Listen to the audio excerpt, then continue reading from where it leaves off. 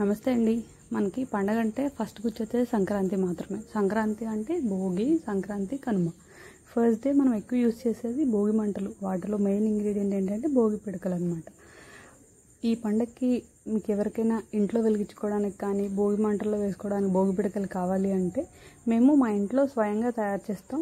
దేశీ ఆవు పేడతో కలిపి అవి ఆల్మోస్ట్ మేమే తయారు చేస్తున్నాము, ఎలాంటి కల్తీ లేకుండా.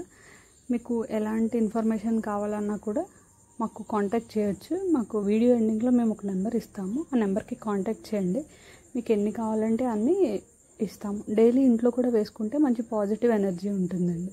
ఎలాంటి కైండ్ ఆఫ్ ఇన్ఫర్మేషన్ కావాలన్నా మీరు ఈ నెంబర్కి కాంటాక్ట్ చేయొచ్చు. Thank you.